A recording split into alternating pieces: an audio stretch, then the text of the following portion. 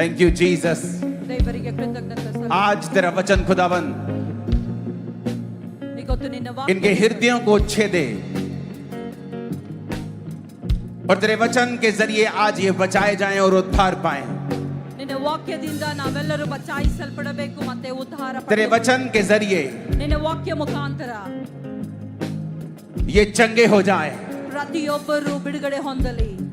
तेरे वचन के जरिए ನಿನ್ನ ವಾಕ್ಯದ ಮುಖಾಂತರ इनकी जिंदगियों से शैतान के सारे काम नाश हो जाएं। ಇವರ ಜುಮಾನದಿಂದ ಎಲ್ಲ ಸೈತಾನನ तेरे वचन के जरिए ನಿನ್ನ ವಾಕ್ಯದಿಂದ सारे दुष्ट आत्माओं के निशान, उसके प्रभाव इनकी जिंदगियों से नाश हो जाएं। ಎಲ್ಲ ದುಷ್ಟಾತ್ಮನ ಪ್ರಭಾವಗಳು ನಿಮ್ಮ ಜೀವನ तेरे वचन के जरिए ನಿನ್ನ ವಾಕ್ಯ ಮುಖಾಂತರ सारी नॉनसेंस ಎಲ್ಲ ಕೆಟ್ಟದೆಲ್ಲವೂ जो शैतानी है ಯಾವುದು ಸೈತಾನ इनकी जिंदगियों से नाश हो जाए। ಪ್ರತಿಯೊಬ್ಬರ ಜೀವನದಿಂದ ನಾಶವಾಗಲಿ। पिता तेरे वचन के जरिए ದೇವರ ನಿನ್ನ ವಾಕ್ಯದ ಮುಖಾಂತರ वो सारी बीमारियां, ಎಲ್ಲ ರೋಗಗಳು, अशुद्धताएं, ಅಶುದ್ಧತೆ, चिंताएं, ಚಿಂತೆ, डिप्रेशन ಡಿಪ್ರೆಷನ್ इनकी जिंदगियों से नाश हो जाए यीशु मसीह के सामर्थी नाम में। ಇವರ ಜೀವನದಿಂದ ಹೊರಗಡೆ ಬರಲಿ ಯೇಸುವಿನ ನಾಮದಲ್ಲಿ। पिता तेरा आत्मा अपने वचन को भेजे। ನಿನ್ನ ದೇವರೇ ನಿನ್ನ ಆತ್ಮ ವಾಕ್ಯಗಳನ್ನು तेरा ಕಲಿಸು। आत्मा यहाँ पर बोले खुदा बाप, ನಿನ್ನ ಆತ್ಮ ನಾವು ಇಲ್ಲಿ ಹೇಳುತ್ತೇವೆ ಅಪ್ಪ। जो तेरा आत्मा कहे हम सुने ನಿನ್ನ ಆತ್ಮ ನಾವು ಕೇಳಿಸಿಕೊಳ್ಳುತ್ತೇವೆ। और हम कभी भी सेम ना रहे। ನಾವು ಯಾವತ್ತೂ ಇದ್ದ ಹಾಗೆ ಇರುವುದಿಲ್ಲ। प्रभु यीशु मसीह के सामर्थी नाम में हम मांगते हैं। ಯೇಸು ಕ್ರಿಸ್ತನ ಸಾಮರ್ಥ್ಯವುಳ್ಳ ನಾಮದಲ್ಲಿ ನಾವು ಬೇಡುತ್ತೇವೆ। आमीन। ऊंचा ये आशीष हमारी है चर्च। ಆಮೆನ್। ದೊಡ್ಡದಾಗಿರಲಿ, ಆಶೀರ್ವಾದ ನಮ್ಮದಾಗಿದೆ। आमीन। ऊंचा ये आशीष हमारी है चर्च। ಆಶೀರ್ವಾದ ದೊಡ್ಡದಾಗಿರಲಿ, ಇದು ನಮ್ಮದಾಗಿದೆ। Thank you Jesus. अपने घुटनों के भार आकर ನಾವೆಲ್ಲರೂ ನಮ್ಮ ಮೊಳಕಾಲಿನ ಮೇಲೆ ಬರೋಣ। अपनी बाइबल को उठाएं अपने हाथों में ಸತ್ಯವೇದ ನಮ್ಮ ಕೈಗಳಲ್ಲಿ ಎತ್ತಿಕೊಳ್ಳೋಣ, और कहें, ಹೇಳೋಣ, ये वचन मेरे शुद्ध रहने का आधार है, ಈ ವಾಕ್ಯ ನನ್ನ ಶುದ್ಧ ಇರುವುದು ಆಧಾರವಾಗಿದೆ। मेरे जीवित रहने का आधार है, ನಾನು ಜೀವನ ಇರುವುದು ಇದೇ ಆಧಾರವಾಗಿದೆ। मेरे उद्धार में बने रहने का आधार है। ನನಗೆ ಉದ್ಧಾರ ಮಾಡುವುದು ಇದೇ ಆಧಾರವಾಗಿದೆ। मैं इस वचन के ऊपर चलूंगा, ನಾ ಈ ವಾಕ್ಯದ ಮೇಲೆ ನಡೆಯುತ್ತೇನೆ। जो ये कहेगा मैं करूंगा। ಇದೇನು ಹೇಳುತ್ತದೋ ಅದನ್ನೇ ಮಾಡುತ್ತೇನೆ। मैं अपना ध्यान, ನನ್ನ ಧ್ಯಾನವು, अपना कान ನನ್ನ ಕೆಲಸವು इन वचनों के ऊपर लगाता हूं। ಈ ವಾಕ್ಯದ ಮೇಲೆ ಹಚ್ಚುತ್ತೇನೆ। मैं इसे मानूंगा ನಾನು ಇದನ್ನು ಒಪ್ಪಿಕೊಳ್ಳುತ್ತೇನೆ और इसका प्रचार करूंगा। ಇದರ ಬಗ್ಗೆ ಪ್ರಚಾರ ಮಾಡುತ್ತೇನೆ। बाइबल को उठाएं अपने हाथों में, ಸತ್ಯವೇದ ನಮ್ಮ ಕೈಗಳಲ್ಲಿ ಎತ್ತಿಕೊಳ್ಳೋಣ। क्योंकि जो वचन आज आप सुनने वाले हैं ಯಾವ ವಾಕ್ಯ ಇವತ್ತು ನೀವು ಕೇಳಿಸಿಕೊಳ್ಳೋದಕ್ಕೆ ಹೋಗ್ತಾ ಇದ್ದೀರೋ वो सिर्फ आपको ही नहीं, ಅದು ಮಾತ್ರ ನಿಮಗಲ್ಲ, वो आपकी सारी जनरेशंस को सदा के लिए आशीषित कर देगा। ಅದು ನಿನ್ನ ಇಡೀ ತಲೆಮಾರೆಗಳಿಗೆ ಆಶೀರ್ವಾದ ತರೋದಾಗಿದೆ। इसलिए अपने हाथों को उठा के कहें, परमेश्वर ಇದು ನಮ್ಮ ಕೈಗಳಲ್ಲಿ ಎತ್ತಿಕೊಂಡು ಹೇಳೋಣ, ದೇವರೇ मैं तेरे वचन के लिए प्यासा हूं। ನಾನು ನಿನ್ನ ವಾಕ್ಯದ ಸಲುವಾಗಿ ಹಸುವೆಯಲ್ಲಿದ್ದೇನೆ। मैं तेरे वचन को सुनने के लिए तैयार हूं। ನಾನು ನಿನ್ನ ವಾಕ್ಯವನ್ನು ಕೇಳಿಸಿಕೊಳ್ಳುವುದಕ್ಕಾಗಿ ಸಿದ್ಧನಾಗಿದ್ದೇನೆ। हर किसी का है स्वागत यहाँ तेरे राज्य में, तेरे राज्य में हर किसी का है स्वागत यहाँ तेरे राज्य में, तेरे राज्य में। तेरा वचन आज इनकी जिंदगी में 100 गुना फलों को लेके आए खुदावंद। ನಿನ್ನ ವಾಕ್ಯ ಇವತ್ತು 100ಕ್ಕೆ ಪ್ರತಿಷ್ಠೆ ಇವರ ಜೀವಮಾನದಲ್ಲಿ ಆಶೀರ್ವಾದಗಳು ತರಲಿ। प्रभु यीशु मसीह के सामर्थी नाम में हम मांगते हैं। ಯೇಸು ಕ್ರಿಸ್ತನ ಸಾಮರ್ಥ್ಯವುಳ್ಳ ಹೆಸರಿನಲ್ಲಿ ನಾವು ಕೇಳುತ್ತೇವೆ। आज जो वचन आप सुनने वाले हैं ಯಾವ ವಾಕ್ಯ ಇವತ್ತು ನೀವು ಕೇಳಿಸಿಕೊಳ್ಳುವುದಕ್ಕೆ ಹೋಗ್ತಾ ಇದ್ದೀರೋ ये मेरी ओर से नहीं है, ಇದು ನನ್ನಿಂದ ಅಲ್ಲ, ये परमेश्वर की ओर से है। ಇದು ದೇವರಿಂದ ಬಂದದಾಗಿದೆ। मैं अपना कोई मैसेज यहाँ पे लेके नहीं आया हूं। ನನ್ನ ಯಾವ ಸೂಚನೆ ತೆಗೆದುಕೊಂಡು ನಿಮ್ಮ ಮುಂದೆ ಬರಲಿಲ್ಲ. क्योंकि मैं भी आपकी तरह एक मनुष्य हूं. ನಾನು ನಿಮ್ಮ ಹಾಗೆ ಒಂದು ಮನುಷ್ಯನಾಗಿದ್ದೇನೆ. मैं परमेश्वर का मैसेज लेके, उसका वचन लेके आपके बीच में आया हूं. ದೇವರ ವಾಕ್ಯ ತೆಗೆದುಕೊಂಡು ನಿಮ್ಮ ಮಧ್ಯದಲ್ಲಿ ನಾನು ಬಂದಿದ್ದೇನೆ. 2004 में मैं एक नशा करने वाला व्यक्ति था. 2004ರಲ್ಲಿ ನಾನು ನಶೆದೊಳಗೆ ಇದ್ದ. मैं एक कंप्यूटर इंजीनियर हूं. ನಾನು ಕಂಪ್ಯೂಟರ್ ಇಂಜಿನಿಯರ್ ಮಾಡಿದ್ದೇನೆ. मेरे दादाजी इनकम टैक्स ऑफिसर थे. ನನ್ನ ತಾತವರು ಇನ್ಕಮ್ ಟ್ಯಾಕ್ಸ್ ಆಫೀಸರ್ ಆಗಿ ಇದ್ದರು. जब उनको कैंसर हुआ तो क्रिश्चियन लोग हमारे घर पर प्रार्थना करने के लिए आते थे ताकि वो ठीक हो जाएं. ಅವರಿಗೆ ಕ್ಯಾನ್ಸರ್ ಆದಾಗ ಕ್ರೈಸ್ತರು ನಮ್ಮ ಮನೆಗೆ ಬರ್ತಾ ಇದ್ದರು ಪ್ರಾರ್ಥನೆ ಮಾಡುವುದಕ್ಕಾಗಿ. लेकिन उस समय मैंने कहा, ಅವಾಗ ನಾನು ಹೇಳಿದ್ದೇನೆ, मैं एक हिंदू हूं. ನಾನು ಒಂದು ಹಿಂದೂ ಕುಟುಂಬದವನಾಗಿದ್ದೇನೆ. मैं इन क्रिश्चियन लोगों के धर्म के चक्कर में नहीं पड़ने वाला हूं. ಈ ಕ್ರೈಸ್ತರ ಧರ್ಮದಲ್ಲಿ ನಾನು ಬೀಳುವವನಲ್ಲ ಅಂತ ಹೇಳ್ತಾ ಇದ್ದೆ. ये अंग्रेजों का धर्म है. ಇದು ಫಾರಿನ್ ಅವರದ ಧರ್ಮವಾಗಿದೆ. अंग्रेज चले गए और भारत के 2 टुकड़े कर गए और अब अपना धर्म भी यहां छोड़ गए ताकि अब हम लड़ते मरते रहें. ಫಾರಿನ್ ಅವರು ಬಿಟ್ಟು ಹೋಗಿದ್ದಾರೆ. ಇಲ್ಲಿ ತುಕಡಿ ತುಕಡಿ ಮಾಡಿ ನಮ್ಮ ಧರ್ಮಗಳು ಹೋಗಿದ್ದಾರೆ. ಯಾಕೆಂದ್ರೆ ನಾವು झगड़ा आड़ಕೊಳ್ಳಬೇಕಂತ. और मैंने अपने परिवार को चर्च जाने से रोक दिया और उनको चर्च से मैंने डिस्कनेक्ट कर दिया. ನನ್ನ ಕುಟುಂಬಕ್ಕೆ ದೇವರ ಆಲಯಕ್ಕೆ ಹೋಗುವುದು ನಿಲ್ಲಿಸಿದ್ದೇನೆ, ಬೇಡವೆಂದು ಹೇಳಿದ್ದೇನೆ. और मैं नहीं जानता था ನನಗೆ ಗೊತ್ತಿರಲಿಲ್ಲ कि प्रभु यीशु मसीह इस दुनिया में धर्म को स्थापित करने नहीं आए थे. ಯೇಸು ಕ್ರಿಸ್ತನು ಈ ಜಗತ್ತಿಗೆ ಬಂದದ್ದು ಧರ್ಮಗಳನ್ನು ಸ್ಥಾಪನೆ ಮಾಡುವುದಕ್ಕಾಗಿ ಅಲ್ಲ. वो धार्मिकता को स्थापित करने के लिए आए ಅವನು थे. ಧಾರ್ಮಿಕತಾ ಸಲುವಾಗಿ ದೇವರು ಇಲ್ಲಿ ಬಂದಿದ್ದಾರೆ. वो नया धर्म बनाने के लिए नहीं आए थे. ಹೊಸ ಧರ್ಮಗಳನ್ನು ಉತ್ಪನ್ನ ಮಾಡುವುದಕ್ಕೆ ಆತನು ಬರಲಿಲ್ಲ. लेकिन मुझे इस बात का पता नहीं था. ಇದು ನನಗೆ ಗೊತ್ತಿರಲಿಲ್ಲ. और इस बात का मुझे मालूम ना होने के कारण मैंने उनका विरोध किया और कुछ ही महीनों के बाद मुझे मेंटली अपसेट के दौरे पड़ने लगे और मैं डिप्रेशन में चला गया. ನನಗೆ ಇದು ಗೊತ್ತಿರಲಿಲ್ಲ. ವಿರುದ್ಧವಾಗಿ ಹೇಳ್ತಾ ಇದ್ದೆ ಕ್ರೈಸ್ತರಿಗಾಗಿ. ಸ್ವಲ್ಪ ದಿನದ ನಂತರ ನಾನು ಡಿಪ್ರೆಷನ್ ಅಲ್ಲಿ ಹೋಗ್ತಾ ಇದ್ದೆ. मैं एक डॉक्टर फैमिली से भी हूं. ನಾನು ಡಾಕ್ಟರ್ ವೈದ್ಯಕೀಯ ಕುಟುಂಬದಿಂದ ಬಂದವನಾಗಿದ್ದೇನೆ. तो सब तरह के डॉक्टर्स, सब तरह की दवाइयां, सब तरह के साइकेट्रिस्ट, सब तरह की जगहें, सब जगह घूमने के बाद मुझे कहीं भी आराम नहीं आया. ನಾನು ಎಲ್ಲಾ ಸ್ಥಳಕ್ಕೆ ಹೋಗಿದ್ದೇನೆ. ಡಾಕ್ಟರ್ಗಳಿಗೆ ವಿಶೇಷ ಡಾಕ್ಟರ್ ಹತ್ರ ಹೋಗಿ ತೋರಿಸಿಕೊಂಡಿದ್ದೇನೆ. ಆದರೆ ಯಾವುದು ಕೆಲಸ ಮಾಡಲಿಲ್ಲ.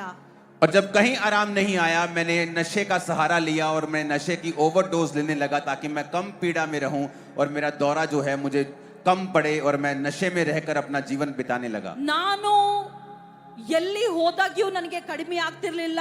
ನಾನು ಒಂದು ಹಾದಿ ತೆಗೆದುಕೊಂಡು ಅದೇನಂದ್ರೆ ನಶ ಮಾಡಬೇಕು, ಇದರಿಂದ ಕಡಿಮೆ ಆಗುತ್ತದೆ ಎಂದು ಯೋಚನೆ ಪಡ್ತಾ ಇದ್ದೆ.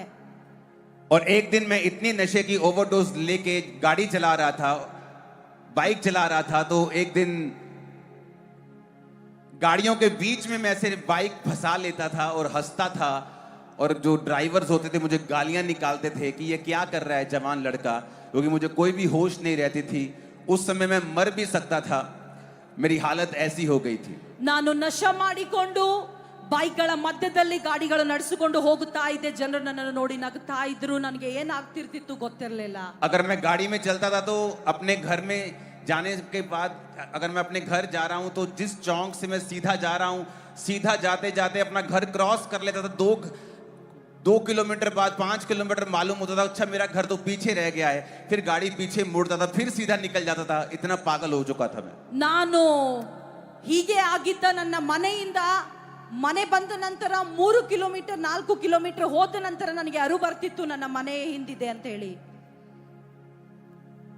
और एक दिन जब मैंने फैसला कर लिया कि मैं सुसाइड करके मर जाऊंगा, एक हिंदू कपल जोड़ा मेरे घर में आया और उसी सिस्टर ने उसको कहा कि जा और उसी घर में जाके प्रचार कर जिसको मैंने तुम्हें बोला था, क्योंकि परमेश्वर का आत्मा मुझसे कह रहा है कि उस घर में परमेश्वर काम करेगा.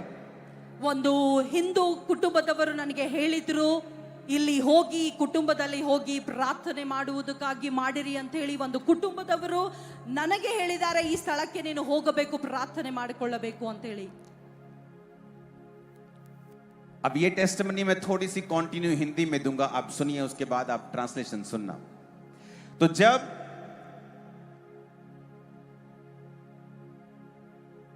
वो घर में आए तो उन्होंने कहा कि नहीं, हम उस घर में नहीं जाएंगे, वहां एक लड़का रहता है, वो हमारा विरोधी है, वो हमें गालियां निकालता है, वो कहता है कि मैं हिंदू हूं, मैं क्रिश्चियन नहीं बनूंगा। उन्होंने कहा नहीं, तू जा और उस घर में कुछ परमेश्वर का आत्मा करना चाहता है। और उस दिन मैं सुसाइड करने वाला था, सारा सोच लिया था, मैं ट्रेन की पटरी के नीचे सिर दूंगा, इतना नशा पहले करूंगा ताकि मेरे को दर्द ना हो और जल्दी जल्दी मैं मर जाऊं। और जब वो मेरे घर में आए, मैंने नशा किया हुआ था, और जब वो मेरे घर में आए और मुझसे बात की कि मुझे बताया कि प्रभु यीशु मसीह धर्म को बदलने नहीं आए, वो तेरी जात को बदलने नहीं आए, वो तेरे जीवन को बदलने के लिए आए हैं। अगर तू परमेश्वर को अपना उद्धारकर्ता ग्रहण करेगा, वो तेरी धर्म नहीं, जात नहीं, तेरी जिंदगी को बदल देंगे। और पवित्र बाइबल मुझे उन्होंने दी और कहा कि इस बाइबल में जिस दिन तू ईसाई धर्म नाम का शब्द पढ़ेगा, उस दिन तुम बाइबल पढ़नी बंद कर देना, क्योंकि प्रभु यीशु मसीह ईसाई धर्म को स्थापित करने नहीं आए, वो तुम पूरी मानव जाति का उद्धार करने के लिए आए। और उसने कहा, जो कोई ये विश्वास करेगा कि मैं मारा गया, गाड़ा गया और तीसरे दिन मुर्दों में से जी उठा और पूरी मानव जाति के लिए मैंने अपने लहू को बहाया, तो वो व्यक्ति बचाया जाएगा। बस इतना ही मैसेज है। उस समय मैं टूट चुका था और मैंने कहा ठीक है, आप मुझे बताएं, आप जो कहेंगे मैं फॉलो करने के लिए तैयार हूं। 16 अगस्त 2004 रात को 8 बजे नशा किए हुए मैंने उनका पीछा किया और चर्च में जाके उनका एड्रेस देखा, चर्च को देखा, फिर मैं वहां प्रार्थना करने के लिए जाने लगा। परमेश्वर ने नशों से आजाद किया, बीमारियों से आजाद किया, साफ करके खड़ा किया, और यही मैसेज आज मैं आपको देने के लिए आया हूं।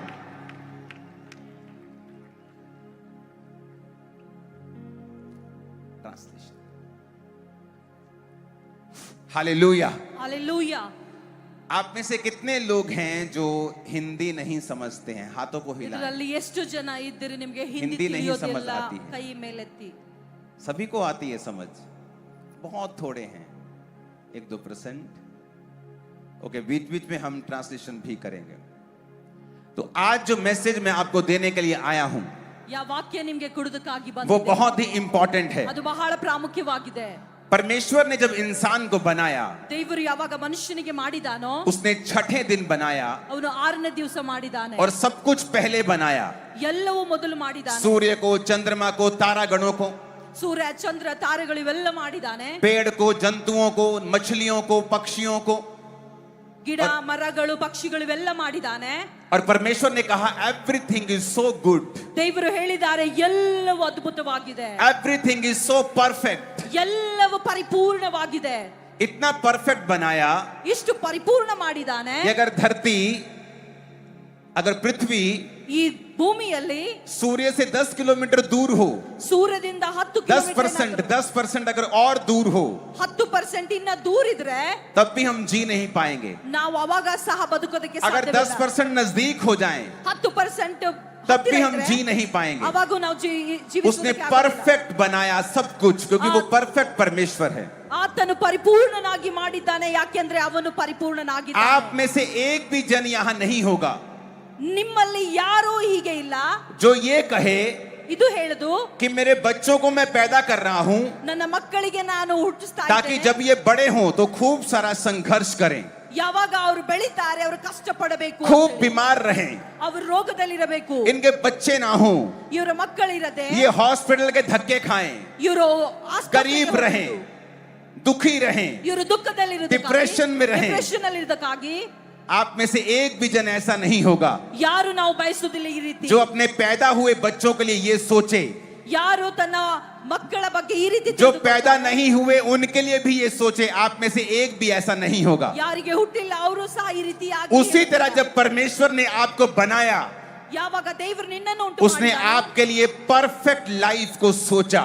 ನಿನಗಾಗಿ ಪರಿಪೂರ್ಣ ಜೀವನವನ್ನು ದೇವರು ಯೋಚನೆ उसमें ಮಾಡಿದ್ದಾನೆ। बीमारियां नहीं थी, ಆತನು ರೋಗ ಕೊಡಲಿಲ್ಲ, उसमें तकलीफ नहीं थी, ಕಷ್ಟಗಳು ಕೊಡಲಿಲ್ಲ, डिप्रेशन नहीं था, ಡಿಪ್ರೆಷನ್ ಕೊಡಲಿಲ್ಲ, श्राप नहीं थे, ಶಾಪ ಕೊಡಲಿಲ್ಲ, अकेलापन नहीं था, ಒಂಟಿ ಜೀವನ ಇರಲಿಲ್ಲ, रोग नहीं थे, ರೋಗ ಇರಲಿಲ್ಲ, उसमें वो कुछ नहीं था जो आज दुनिया फेस कर रही है। ಅಲ್ಲಿ ಏನು ಇರಲಿಲ್ಲ। ಈ ಜೀವಮಾನದಲ್ಲಿ ನೀವು ಕಷ್ಟ ಪಡ್ತಾ ಇದ್ದೀರಿ, पर वचन कहता है ಆದ್ರೆ ವಾಕ್ಯ ಹೇಳ್ತಾ ಇದೆ, जब आदम और हवा ने पाप किया, ಯಾವಾಗ ಆದ ಮತ್ತೆ ಹವ್ವಳ ಪಾಪ ಮಾಡಿದ್ರು, जो परमेश्वर ने कहा था उसके विरुद्ध किया, ದೇವರು ಹೇಳಿದ್ದಾರೆ, ಅವರು ವಿರುದ್ಧವಾಗಿ ಮಾಡಿದ್ದಾರೆ. तब इस दुनिया में बीमारियां आई, ಆವಾಗ ಈ तकलीफें आई, ಕಷ್ಟಗಳು ಬಂದವು, डिप्रेशन आया, ಡಿಪ್ರೆಷನ್ ಬಂತು, हर वो चीज आई ಅವೆಲ್ಲ ಬಂದವು जो परमेश्वर ने हमारे लिए तैयार नहीं की थी. ಯಾವುದು ದೇವರಿಂದ ಮಾಡಲ್ಪಟ್ಟಿಲ್ಲೋ ಅವೆಲ್ಲ ಬಂದವು. अगर आप ನೀವೇನಾದ್ರೂ इंसान होकर ಮನುಷ್ಯನಾಗಿ अपने बच्चों के लिए बुरा नहीं सोच सकते हैं, ನಿನ್ನ ಮಕ್ಕಳಿಗಾಗಿ ಕೆಟ್ಟದ್ದು ಬಯಸುವುದಿಲ್ಲ.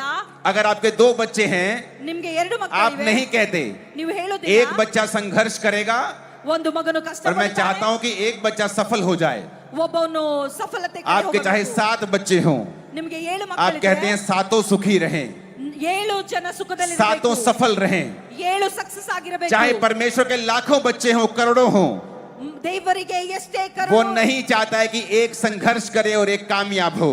ಆತನು ಬಯಸುವವನಲ್ಲ ಒಬ್ಬನು वो चाहता है हम सब ब्लेस्ड रहें, ಅವ್ರು ಯೋಚನೆ ಪಡ್ತಾನೆ आशीषित रहें, ಬ್ಲೆಸ್ಡ್ ಆಗಿರಬೇಕು, चंगे रहें, ಅದ್ಭುತವಾಗಿ शैतान से आजाद रहें, ಸೈತಾನ ಬಂದ डिप्रेशन से फ्री रहें. ಡಿಪ್ರೆಷನ್ ಇಂದ ಫ್ರೀ ಆಗಿರಬೇಕು. लेकिन आज जब हम दुनिया में देखते हैं, ಇವಾಗ ನಾವು ಜಗತ್ತಿನಲ್ಲಿ इस समय ನೋಡುತ್ತೇವೆ डिप्रेशन अपनी हाईएस्ट स्टेज के ऊपर है. ಈ ಡಿಪ್ರೆಷನ್ ಎಲ್ಲಕ್ಕಿಂತ ಎತ್ತರ ಮಟ್ಟದಲ್ಲಿ ಬೆಳೆದಿದೆ. सोशल मीडिया ने जो आपको एंजाइटी दी है, वो पहले इस दुनिया ने, इस हिस्ट्री ने, इस पृथ्वी ने कभी नहीं देखी थी.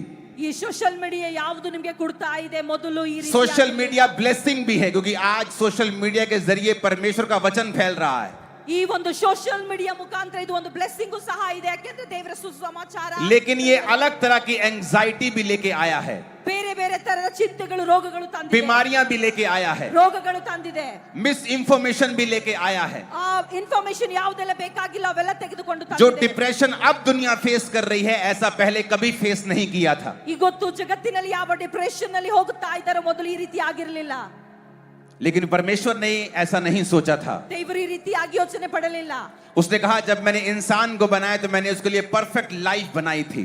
ಯಾವಾಗ ಮನುಷ್ಯನಿಗೆ ನಾನು ಮಾಡಿದ್ದೇನೋ ಪರಿಪೂರ್ಣ ಜೀವನ ಮಾಡಿದ್ದೇನೆ. ये शैतान चाहता था कि हम ऐसी लाइफ जिए जो दुखों से भरी हुई हो. ಸೈತಾನನು ಬಯಸ್ತಾ ಇದ್ದನು ನಾವು ಈ ಜೀವನ ಕಳಿಬೇಕು ದುಃಖದಲ್ಲಿರುವುದು. परमेश्वर नहीं चाहता था, ದೇವರು ಬಯಸ್ತಾ ಇಲ್ಲ.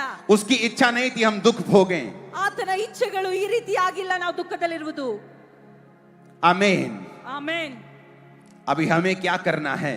ಇವಾಗ ನಮ್ಗೆ ಏನ್ ಮಾಡಬೇಕಾಗಿದೆ? अपने पड़ोसी से बोलो, अब मुझे क्या करना है? ನಮ್ಮ ಅಕ್ಕಪಕ್ಕದವರಿಗೆ ಹೇಳೋಣ, ಇವಾಗ ನಾನು ಏನ್ ಮಾಡಬೇಕು? बोलो, मुझे वही जाना है ನನಗೆ ಅಲ್ಲಿಗೆ ಹೋಗೋದಿದೆ जहां परमेश्वर ने हमें बनाया था. ದೇವರು ಎಲ್ಲಿ ನಮಗಾಗಿ ಮಾಡಿದ್ದಾನೋ उसकी हजूरी में हमें जाना है. ಆತನ ಉಪಸ್ಥಿತಿಯಲ್ಲಿ ನಮಗೆ ಹೋಗಬೇಕಾಗಿದೆ. वचन कहता है ವಾಕ್ಯ ಹೇಳ್ತಾ ಇದೆ, कि जब एक विधवा औरत, ಆ ಒಂದು ವಿಧವೆ ಸ್ತ್ರೀ, उसका एक लौता बेटा मर जाता है, ಯಾವಾಗ ಅವಳಿಗೆ ಒಬ್ಬನು ಮಗನು ತೀರಿಕೊಂಡು ಹೋಗುತ್ತಾನೆ, क्या आपको लगता है ये परमेश्वर की योजना थी ನಿಮಗೆ ಅನಿಸ್ತದೆ ಇದು ದೇವರ ಯೋಜನೆ ಆಗಿದೆಯಾ? कि किसी विधवा औरत का, जिसका पहले ही पति नहीं है, उसका एक लौता बेटा भी मर जाए? ವಿಧವೆ ಸ್ತ್ರೀಯ ಗಂಡನು ಇಲ್ಲ ಇದ್ದಂತ ಒಬ್ಬ ಮಗನು ಸಾಯುವುದಕ್ಕೆ ನಾವು ಬಯಸ್ತೇವಾ? आपको लगता है ऐसा? ನಿಮಗೆ ಅನಿಸ್ತದೆ ಈ ರೀತಿಯಾಗಿ? वचन कहता है कि नाइन नामक नगर के बाहर एक लोग एक अर्थी को लेके आ रहे थे, और वो अर्थी थी एक लौते पुत्र की, और वो भी विधवा का एक लौता पुत्र.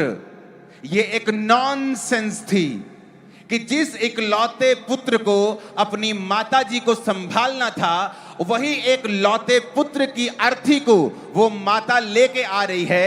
और ये मैं बात आपको बताना चाहता हूं, ऐसी कोई भी नॉनसेंस परमेश्वर की ओर से नहीं है.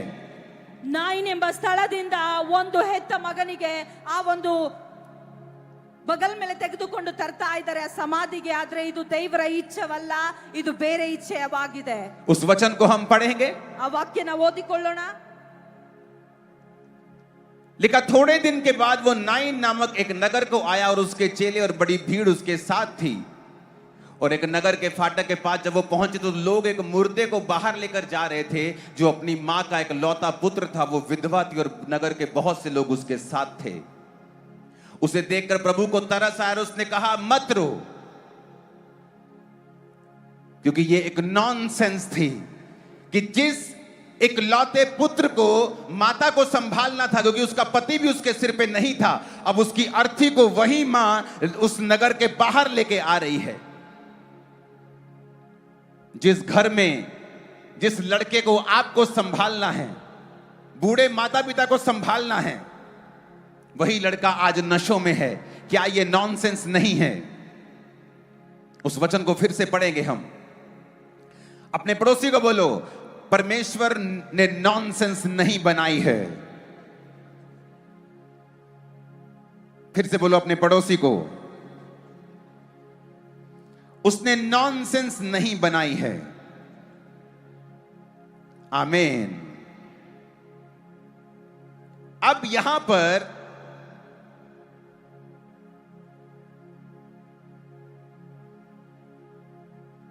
एक पत्नी खूबसूरत है, अच्छी है, भली है, लेकिन उसका पति दूसरी औरत के साथ है। यह एक नॉनसेंस है और यह परमेश्वर की ओर से नहीं है। एक आदमी टैलेंटेड है, लेकिन वो दूसरे थोड़े टैलेंटेड लोगों को अपने से ज्यादा कामयाब देखता है और कम अच्छे लोगों को अपने से ऊपर देखता है। ये एक नॉनसेंस है और परमेश्वर की ओर से नहीं है। एक जवान जिसने अपने परिवार को संभालना है,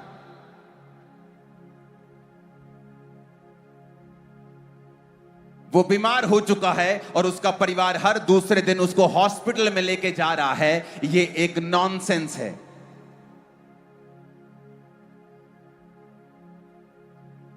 वो नशे करने वाला व्यक्ति जिसने परिवार को संभालना था, पत्नी को संभालना था, उसकी पत्नी अब उसी पति को बार बार नाली के गड्ढों से इकट्ठा करती है क्योंकि वो शराबी हो चुका है। ये एक नॉनसेंस है और सारी नॉनसेंस का जो करता है वो शैतान है।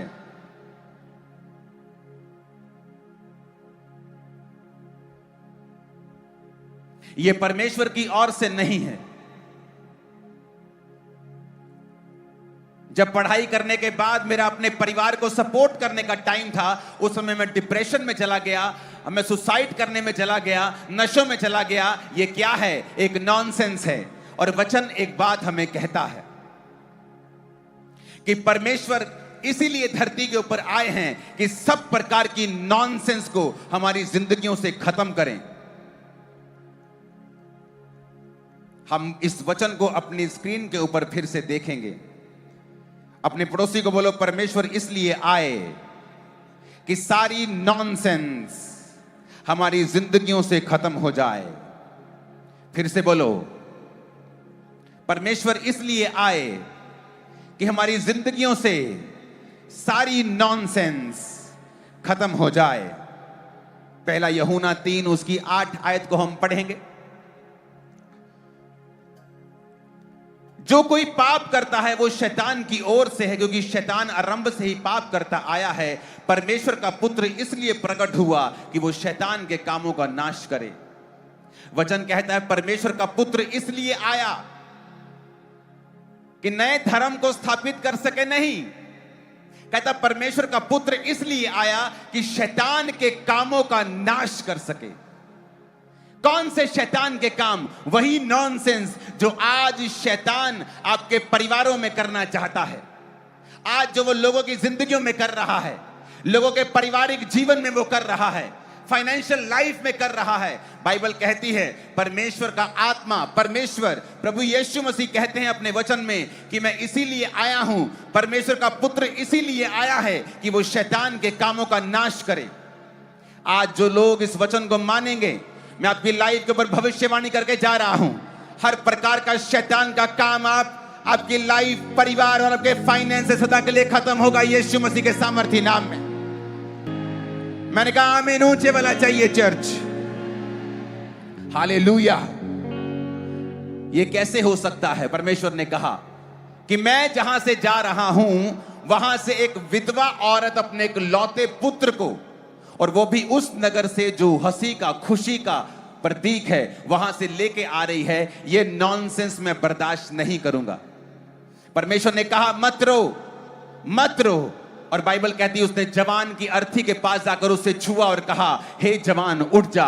और लिखा वो जवान उठ गया, वो मुर्दा उठ गया और सब लोग परमेश्वर की महिमा करने लगे।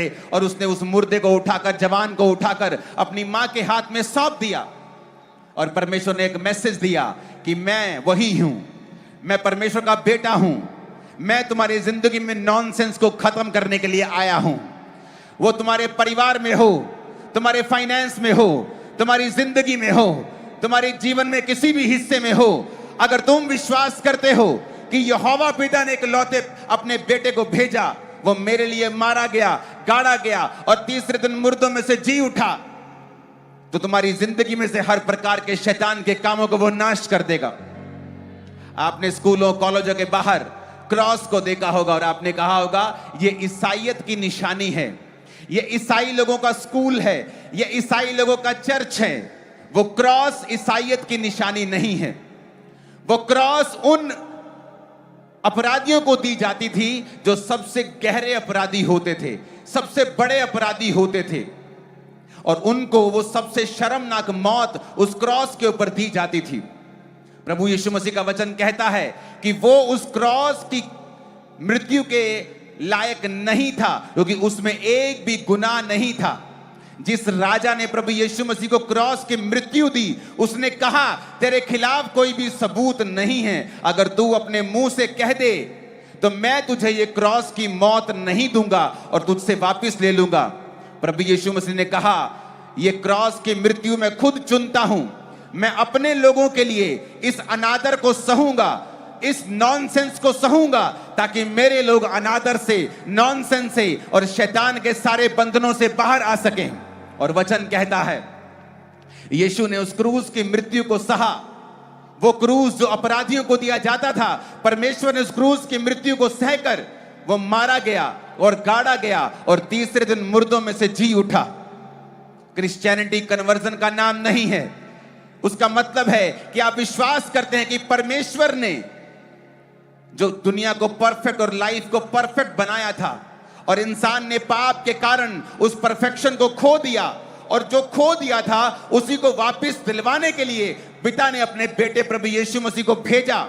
और आज जो कोई व्यक्ति प्रभु यीशु मसीह को अपना उद्धार करता ग्रहण करता है, परमेश्वर उसकी जिंदगी में फिर से सारी नॉनसेंस को खत्म करते हैं।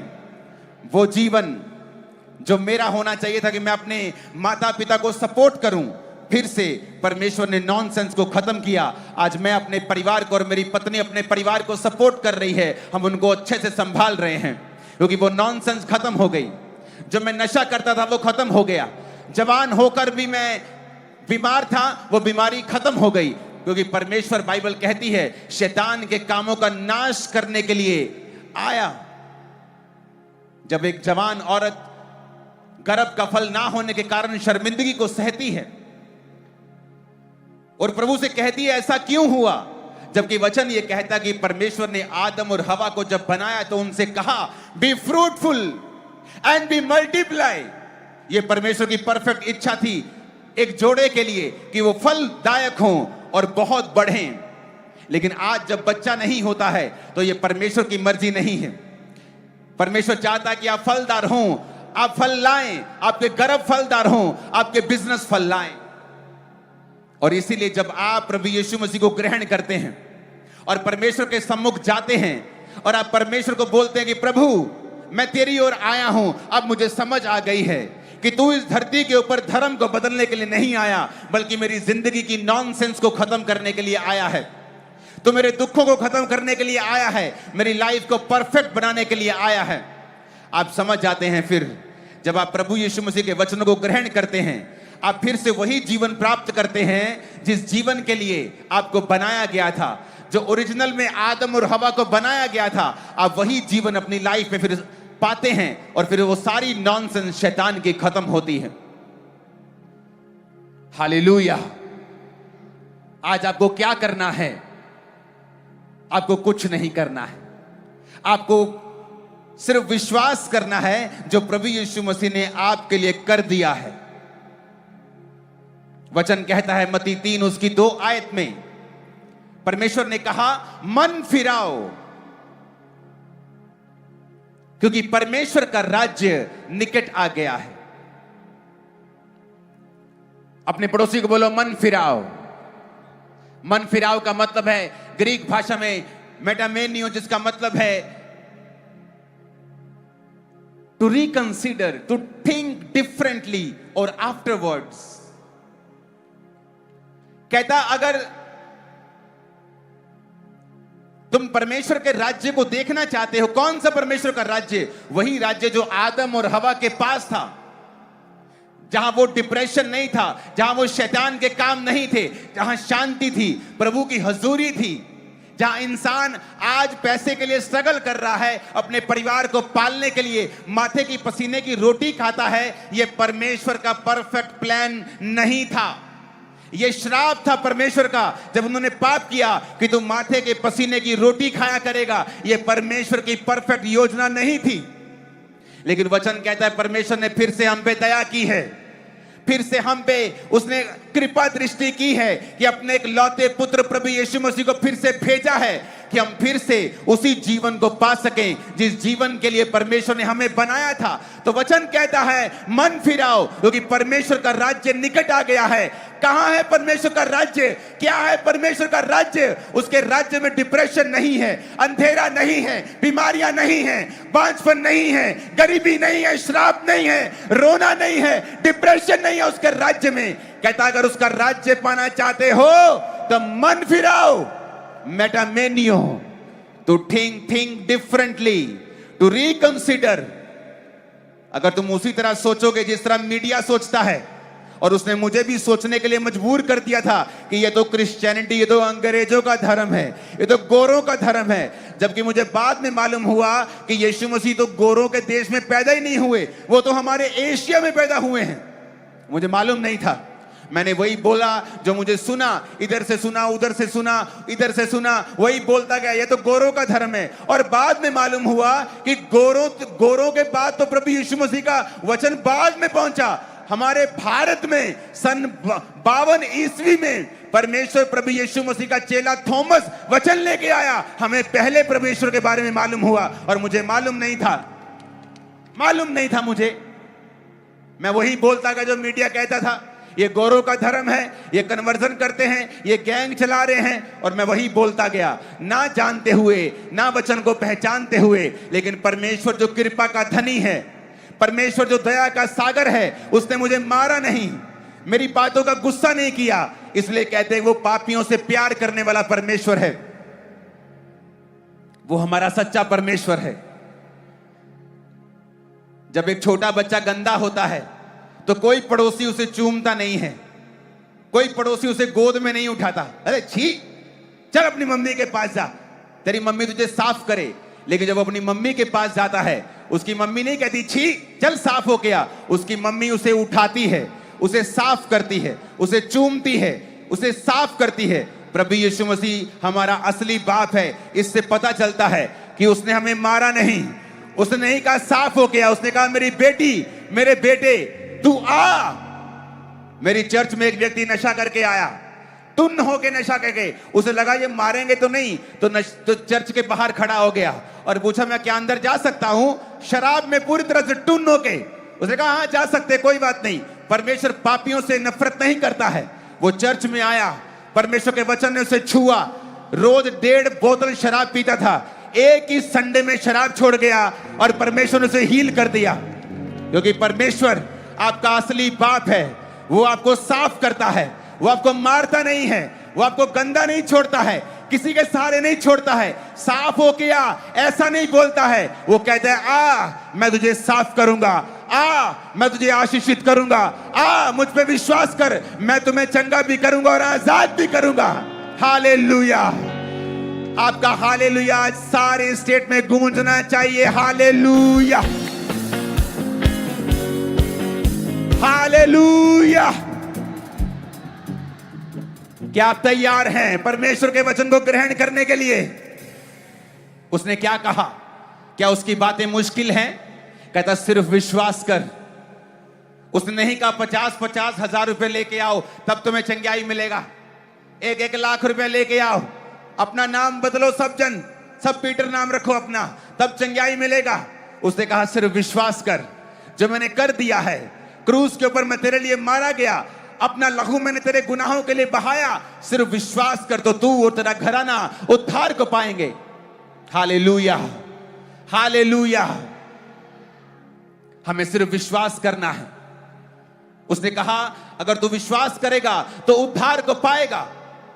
मैं तेरी जिंदगी की उस नॉनसेंस को खत्म कर दूंगा जो शैतान ने तेरी जिंदगी में दी है। अब हमें क्या करना है उस उद्धार को पाने के लिए? कहता मन फिराओ, मेटामेनियो, जिसका मतलब है थिंक डिफरेंटली। अगर तू उसी तरह से सोचेगा जिस तरह से तुझे मीडिया बुलाता है, जिस तरह तेरे पड़ोसी ने तुझे मिस इंफॉर्मेशन दी है, तुझे गलत गाइड किया है, अगर तू उसी तरह से सोचेगा तो परमेश्वर के उद्धार को खो देगा। अगर तू अलग तरह से सोचेगा कि परमेश्वर ने इंसान को बनाया, इंसानों ने आकर अलग अलग जातियों को बना दिया, परमेश्वर ने कोई जाति नहीं बनाई, सब इंसानों को एक सा बनाया, समान बनाया। हमने सब कुछ उथल पुथल, नीचा ऊंचा, इधर उधर सब गड़बड़ कर दिया हम लोगों ने। परमेश्वर ने ऐसा नहीं किया था। आप अपने एक बेटे को छोटा और दूसरे को ऊंचा नहीं करते हैं, आप सब बच्चों को समान रखते हैं। प्रभु ने भी समान बनाया, लेकिन हमने, इंसान ने धरती पर आकर सब कुछ उलट पुलट कर दिया। प्रभु यीशु मसीह उसी उलट पुलट चीज को ठीक करने के लिए आए हैं। इसीलिए बाइबल को गॉस्पल कहते हैं, गुड न्यूज कहते हैं। ये गुड न्यूज जब आपके घरों में जाती है, आपका फाइनेंस, आपकी लाइफ, आपकी वाइफ, आपका हस्बैंड, आपके बच्चे, आपकी सेहत, सब कुछ अच्छी तरह से परमेश्वर में चलने लगती है, और यही गुड न्यूज है। आमीन। आप विश्वास करेंगे आज जो मैं आपसे कहूंगा? कैसे उद्धार हुआ लोगों का? जब आप थिंक डिफरेंटली, जब आप अलग तरीके से सोचते हैं, जब आप सोचते हैं कि हाँ वाकई जो ये कह रहे हैं, जाइए बाइबल ले जाइए घरों में। आप यीशु मसीह को नहीं जानते, जाइए वचन पढ़िए, और जिस दिन आपको ईसाई धर्म नाम का शब्द मिले, बाइबल पढ़नी बंद कर दीजिए, क्योंकि प्रभु यीशु मसीह आपको चंगा करने के लिए, आपको यही बाइबल में मिलेगा। आपको ब्लेस करने के लिए आए, उद्धार देने के लिए आए, नया जीवन देने के लिए आए, आपकी नॉनसेंस को खत्म करने के लिए आए, जिस तरह उसने किया। बाइबल कहती है एक औरत जो लहू बहने की रोगन थी 12 साल से, सारा पैसा उसने उड़ा दिया, डॉक्टर्स के ऊपर, वैद्यों के ऊपर, सब पैसा उड़ा दिया, और फिर ठीक नहीं हुई। और जब उसे मालूम हुआ कि यहां से प्रभु यीशु मसीह आज गुजरेंगे, तो उसने देर नहीं की। आपको देर नहीं करनी है। अगर आपको आज मालूम होता है कि विश्वास करने से मैं उद्धार पाऊंगा, तो अगला काम आपका है कि पहला काम है विश्वास करना, और दूसरा काम है उस विश्वास के अनुसार कदमों को उठाना, प्रभु यीशु मसीह को अपना उद्धारकर्ता ग्रहण करना। और अब अगर आप अलग तरीके से नहीं सोचेंगे, हो मेरा रिश्तेदार क्या कहेगा, मेरी मम्मी पापा क्या कहेंगे, अगर आप इसी तरह से सोचेंगे, आप उद्धार नहीं पा सकते हैं। मेरी फैमिली बोलती थी जब मैं मसीह में आया कि मत चर्च जा, तब मैं उनको रोकता था। एक समय था जब मैं प्रभु में चलने लगा तो फिर वो मुझे रोकने लगे, मत जा चर्च, नशे करने कर ले, चर्च में नहीं जाना है। ಅವರು ಹೇಳ್ತಾ ಇದ್ರು ನೀನು ನಶಾ ಮಾಡು ಆದ್ರೆ ಚರ್ಚಿಗೆ ಹೋಗಬೇಡ ಎಂದು ನನ್ನ ತಂದೆ लेकिन मैंने ठान लिया था कि मैं सिर्फ परमेश्वर के वचनों के ऊपर चलूंगा, अलग तरह से सोचूंगा, तभी उद्धार पाऊंगा। ನಾನು ನಿರ್ಧಾರ ತೆಗೆದುಕೊಂಡಿದ್ದೆ, ನಾನು ಚರ್ಚಿಗೆ ಹೋಗುತ್ತೇನೆ। आज मैं भी उद्धार पा चुका हूं, और मेरा वो परिवार जो मुझे रोकता था वो भी उद्धार पा चुका है। ಇವತ್ತು ನಾನು ರಕ್ಷಣೆ ಹೊಂದಿದ್ದೇನೆ, ನನ್ನ ಕುಟುಂಬ ಸಹ ರಕ್ಷಣೆ ಹೊಂದಿದೆ। Hallelujah, hallelujah, hallelujah. उस औरत ने कहा मैं एक अशुद्ध औरत हूं, क्योंकि वो लहू बहने वाली रोगन थी। अगर वो इंसान को छूती तो पत्थरवाह कर दी जाती, इसलिए उसने कहा था मैं उसको छूंगी नहीं, बल्कि उसके कपड़े के छोर को, धागे को छूंगी। ಆ ಸ್ತ್ರೀ ಹೇಳ್ತಾ ಇದ್ದಳು ಆ ಬಟ್ಟೆಗಳನ್ನೇ ನಾನು ಹಿಡಿತೀನಿ ಅಂತ ಹೇಳಿ। जक्कई जो चुंगी लेने वालों का सरदार था, एक टैक्स मास्टर था, टैक्स ऑफिसर था, जब उसको मालूम हुआ कि प्रभु यीशु मसीह आज यहां से गुजरेंगे, तो उसने भी अलग तरह से सोचा। उसने ये नहीं सोचा मैं बड़ा ऑफिसर हूं, मैं तो कमांड करूंगा कि यीशु मसीह मेरे घर में आओ। उसने अलग सोचा, उसने कहा नहीं, मैं गूलर के पेड़ पे चढ़ गया। उसने बेइज्जती की परवाह नहीं की कि लोग क्या सोचेंगे, अरे भाई साहब इतना बड़ा ऑफिसर कहां चढ़ा पेड़ के ऊपर। वो नाटा था, लोग मजाक उड़ाएंगे, ए नाटे कहां चढ़ा है पेड़ के ऊपर। उसने कहा नहीं, आई विल थिंक डिफरेंटली। आज वो सोचने का समय नहीं है। यीशु मसीह जब आ गए हैं सामने तो अलग तरह से सोचना है अगर उद्धार पाना है। तो यीशु मसीह ने उसकी ओर देखा और कहा, हे जक्कई नीचे आ जा, क्योंकि मैं तेरा एफर्ट देख चुका हूं, मैं तेरा प्रयत्न देख चुका हूं, तूने अलग तरह से सोचा है। अब तू और तेरा घराना उद्धार को पाएंगे। आज आप भी उद्धार पाएंगे। मैं स्पिरिट में देख रहा हूं आपका घराना भी उद्धार पाएगा। मैं स्पिरिट में देख रहा हूं आपका शरीर भी उद्धार पाएगा और बीमारियों से आजाद होगा। मैं स्पिरिट में देख रहा हूं आपका फाइनेंस भी आजाद होगा। यीशु मसीह के नाम में आमीन। ऊंचे वाला चाहिए church. Hallelujah, hallelujah. Think differently. ಬೇರೆಯಾಗಿ ಯೋಚನೆ ಮಾಡೋಣ. अपने पड़ोसी को बोलो, अलग तरह से सोचना है। ಅಕ್ಕಪಕ್ಕದವರಿಗೆ ಹೇಳೋಣ, ಬೇರೆಯಾಗಿ ಯೋಚನೆ ಮಾಡೋಣ. उसने कहा, मैं पेड़ पे चढ़ जाऊंगा, ನಾನು ಗಿಡದ ಮೇಲೆ ಏರುತ್ತೇನೆ, देखी जाएगी। ಏನಾಗುತ್ತದೆ ನೋಡೋಣ. इज्जत की कोई परवाह नहीं, देखी जाएगी। ಮರ್ಯಾದೆ ಪರವಾಗಿಲ್ಲ. रिश्तेदार क्या सोचेंगे बाद में देखेंगे। ಕುಟುಂಬದವರು ಏನು ಯೋಚನೆ ಮಾಡ್ತಾರೆ दोस्त क्या बोलेंगे बाद में देखेंगे। ಸ್ನೇಹಿತರು ಏನು ಯೋಚನೆ ಮಾಡ್ತಾರೆ फैमिली क्या बोलेगी बाद में देखेंगे। ಕುಟುಂಬ ಏನಂತದೋ ಆಮೇಲೆ ನೋಡೋಣ. आज मुझे यीशु मसीह को लेके ही जाना है इधर से। ಈಗೊತ್ತು ನನಗೆ ಯೇಸು ಕ್ರಿಸ್ತನಿಗೆ आज आपको यीशु को दिलों में लेके जाना है इधर से। ಈಗೊತ್ತು ಯೇಸು ಕ್ರಿಸ್ತನಿಗೆ ತೆಗೆದುಕೊಂಡು ಹೋಗಬೇಕು। जब दिलों में लेके जाएंगे यीशु को इधर से, ಇಲ್ಲಿಂದ ನೀವೆಲ್ಲರೂ ತೆಗೆದುಕೊಂಡು ಹೋಗು। सारी नॉनसेंस इसी साल में आपकी लाइफ से सदा के लिए खत्म हो जाएगी। ಯಾವುದೆಲ್ಲ ಬೇಡವಾಗಿದೆ ಅದೆಲ್ಲವನ್ನು ದೇವರು वो नॉनसेंस परिवार की हो, फाइनेंस की हो, लाइफ की हो, सेहत की हो, यीशु मसीह उसे खत्म कर देंगे आपकी जिंदगियों से यीशु के नाम में। ಯಾವುದೇ ಸಮಸ್ಯೆ ಇರಲಿ ನಿಮ್ಮ ಜೀವಮಾನದಲ್ಲಿ ಯೇಸು ಕ್ರಿಸ್ತನು ಅದನ್ನು ನಾಶ ಮಾಡಕ್ಕೆ ಹೋಗುತ್ತಾ ಇದ್ದಾನೆ। आमीन, ಆಮೆನ್। अपने पड़ोसी को बोलो, मेरी बहन मेरे भाई अलग तरह से सोचना है। ಅಕ್ಕಪಕ್ಕದವರಿಗೆ ಹೇಳೋಣ, ಬೇರೆಯಾಗಿ ಯೋಚನೆ ಮಾಡೋಣ। आमीन। अलग तरह से सोचना पड़ेगा। उस टैक्स ऑफिसर ने, इतना अमीर टैक्स ऑफिसर, ಸುಂಕ इतना प्रभावी टैक्स ऑफिसर, ಇಂತ ದೊಡ್ಡ ಆಫೀಸರ್ गूलर के पेड़ पे चढ़ गया। ಅವನು ಮರದ ಮೇಲೆ ಏರುತ್ತಾನೆ। उसे मालूम था, ಅವನಿಗೆ ಗೊತ್ತಿತ್ತು, उसे ये मालूम था कि आज साधारण दिन नहीं है। ಅವನಿಗೆ ಗೊತ್ತಿತ್ತು ಇವತ್ತು ಸಾಧಾರಣ ದಿನವಲ್ಲ। उसका दिल ये बताता था कि आज साधारण दिन नहीं है। ಅವನ ಮನಸ್ಸು ಹೇಳ್ತಾ ಇತ್ತು ಇವತ್ತು ಸಾಧಾರಣ क्या ದಿನವಲ್ಲ। आज आप परमेश्वर की प्रेजेंस को महसूस नहीं कर रहे यहाँ पे? ಏನು ಇವತ್ತು ದೇವರ ಉಪಸ್ಥಿತಿ आपको अंदर से पता है आज साधारण दिन नहीं है। ನನಗೆ ಗೊತ್ತಿದೆ ಒಳಗಿಂದ ಇವತ್ತು ಸಾಧಾರಣ ದಿನವಲ್ಲ। आपको क्या लगता है कि इन लाइटों की वजह से या साउंड की वजह से यहाँ आपको प्रभु की प्रेजेंस नजर आ रही है? ನಿಮಗೆ ಅನಿಸ್ತಾ ಇರಬಹುದು ಲೈಟ್ ಗಳಿಂದ ದೇವರ ಉಪಸ್ಥಿತಿ ये ಕಾಣ್ತಾ ಇದೆ। लाइट साउंड ना भी हो, आप तब भी उसकी प्रेजेंस को महसूस करेंगे यहाँ पर ग्राउंड में बैठे बैठे भी। ಲೈಟ್ ಇಲ್ಲ ಅಂದ್ರೂ ಸಹ ದೇವರ ಉಪಸ್ಥಿತಿ ನೀನು ಮಾಡಿ। और आपके दिल को पता है कि आज साधारण दिन नहीं है। ಇವತ್ತು ನಿನ್ನ ದೃಢ ವಿಶ್ವಾಸ ಮಾಡಿಕೋ। आज एक बुलाहट है परमेश्वर की आपको कि मेरी बेटे, मेरी बेटी, मेरी ओर आ, मैं तेरी जिंदगी की सारी नॉनसेंस को खत्म कर दूंगा जो शैतान ने तुम्हें दी है। ಇವತ್ತು ದೇವರ ಕರೆ ಇದೆ ನಿನಗೆ। जिस दिन से मैं परमेश्वर में आया हूं, ಯಾವ ದಿನ ನಾನು ದೇವರಲ್ಲಿ ಬಂದಿದ್ದೇನೋ, हर दिन हर दिन हर दिन हर दिन ಎಲ್ಲಾ ದಿನಗಳು कुछ ना कुछ नॉनसेंस मेरी जिंदगी से खत्म हुई है। ಓ ಬೇಡವಾದದೆಲ್ಲ ಕಳೆದು ಹೋಗುತ್ತಾ ಇದ್ದವು। हर रोज मैं बेहतर हुआ हूं, ದಿನನಿತ್ಯ ಉತ್ತಮ ಮಟ್ಟಕ್ಕೆ ಹೋಗುತ್ತಾ क्योंकि ये ಇದೆ। परमेश्वर का प्लान है मेरी लाइफ के लिए। ಇದು ದೇವರ ಯೋಜನೆ ನನ್ನ ಜೀವಮಾನದಲ್ಲಿದೆ। कि जब आप यीशु के पीछे चल पड़ते हैं, ಯಾವಾಗ ದೇವರ ಹಿಂದೆ ಹಿಂಬಾಲಿಸ್ತೀಯೋ वो आपकी जिंदगी को परफेक्ट करता जाता है। ಆತನು ನಿನ್ನ ಜೀವಮಾನ ಪರಿಪೂರ್ಣ ಮಾಡುತ್ತಾ ಹೋಗುತ್ತಾನೆ। वचन में लिखा हुआ है, ವಾಕ್ಯದಲ್ಲಿ जिनको ಬರೆಯಲ್ಪಟ್ಟಿದೆ, लगता है कि हम परफेक्ट नहीं हो सकते, ಯಾರಿಗೆಲ್ಲ ಅನಿಸ್ತದೆ इंसान ಆಗೋದಿಲ್ಲ, कभी परफेक्ट नहीं हो सकता, ಮನುಷ್ಯನು ಯಾವತ್ತೂ ಪರಿಪೂರ್ಣ वचन में लिखा है तुम सिद्ध बनो। ವಾಕ್ಯ ಹೇಳ್ತಾ ಇದೆ जिस तरह तुम्हारा स्वर्ग के पिता सिद्ध है, ಯಾವ ರೀತಿ ನಿನ್ನ ತಂದೆ ಇದ್ದಾನೆ। वचन में लिखा है धर्मी की ज्योति ಓ ಧರ್ಮಿಗಳು ಬೆಳಕಾಗಿದ್ದಾರೆ, दोपहर के प्रकाश की नाय बढ़ती ही रहेगी ಮಧ್ಯಾಹ್ನ ಬಿಸಿಲಿನ ಹಾಗೆ unto the perfect day।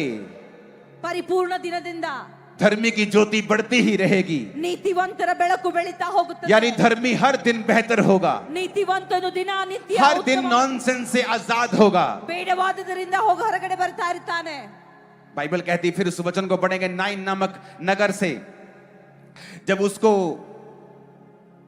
लुका 7 उसकी 11, अपने पड़ोसी को बोलो थोड़े दिन के बाद ಸ್ವಲ್ಪ ದಿವಸ ನಂತರ वो नाइन नगर से ನಾಯಿನ್ ನಗರದಿಂದ वापिस आ रहा था। ಮತ್ತೆ ಬರ್ತಾ ಇದ್ರು। आपको पता नाइन का मतलब क्या है? ನಾಯಿನ एक ಅರ್ಥ ಏನಾಗಿದೆ? खुशनुमा जगह, ಒಳ್ಳೆ ಸ್ಥಳದಿಂದ, 9 मतलब खुशनुमा। इमेजिन करो, एक विधवा औरत अपने एक लौते पुत्र को कंधा दे के लेके आ रही होगी, और वो भी उस नगर से जिसका नाम है खुशनुमा। क्या उस औरत के लिए कुछ भी खुशनुमा था उधर? उसका पति मर गया, उसका बच्चा इकलौता मर गया, क्या खुशनुमा था? जीसस ने उस नॉनसेंस को देखा। यीशु ने जब देखा वो रो रही है, तो यीशु रुके और कहा मत रो। और ये आपके लिए यीशु का प्लान है, मत रो, क्योंकि वो नॉनसेंस खत्म करने के लिए आ चुका है आपके बीच में।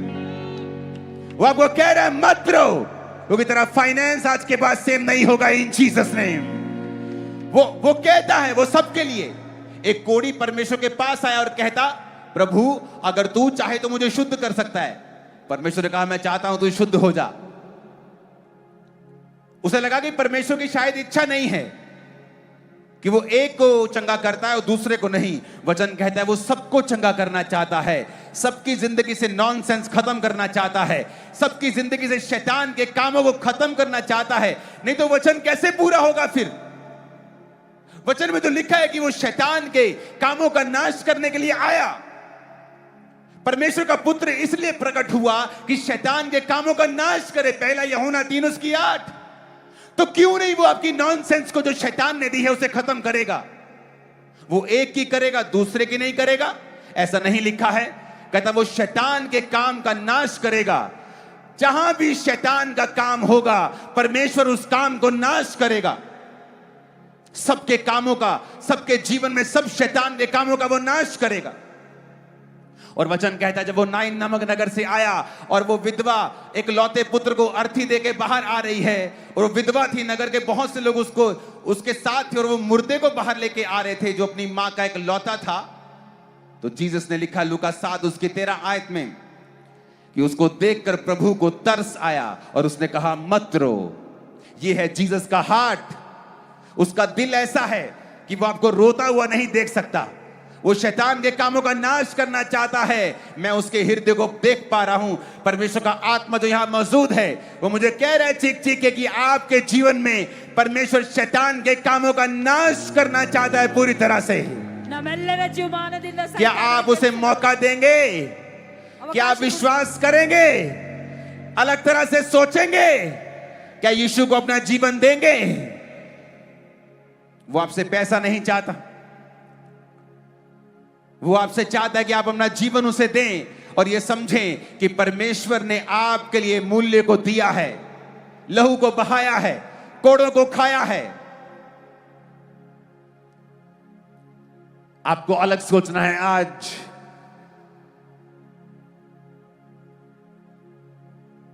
क्योंकि आज आप महसूस कर पा रहे होंगे कि आज पिता की, प्रभु की हजूरी यहां पे मौजूद है।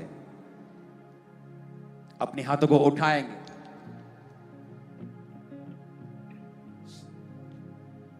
ऊंची आवाज में अपने हाथों को उठाकर बोलेंगे मेरे संग। जो लोग आज पहली बार वचन को सुन रहे हैं वो भी, और वो भी जो क्रिश्चियन हैं, जो खुदा को जानते हैं वो भी, जो बॉर्न क्रिश्चियन होकर भी प्रभु के वचन के खिलाफ हैं वो भी इस प्रार्थना को करेंगे और अपना जीवन खुदा को देंगे। क्योंकि खुदा ने कहा है कि वो नॉनसेंस को खत्म करना चाहता है। अपने हाथों को उठा के खुदा से कहेंगे, हे पिता परमेश्वर, मैं विश्वास करता हूं कि आप मेरे लिए आए। हे प्रभु यीशु, आप मेरे लिए आए और मारे गए, गाड़े गए और तीसरे दिन मुर्दों में से जी उठे।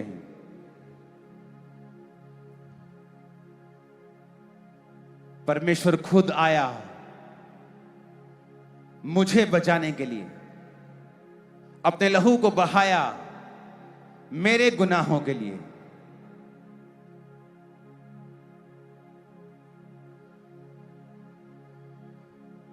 पिता मैं विश्वास करता हूं, अपना जीवन आपको देता हूं। मेरे गुनाहों को क्षमा करें, मुझे अपने लहू से धोएं, मुझे पवित्र करें, मुझे रिजेक्ट ना करके स्वीकार करें अपने पुत्र, अपनी पुत्री के रूप में। प्रभु यीशु मसीह के सामर्थी नाम में हम मांगते हैं। सब जन खड़े हो जाओ। कल मैं जल्दी आऊंगा स्टेज के ऊपर।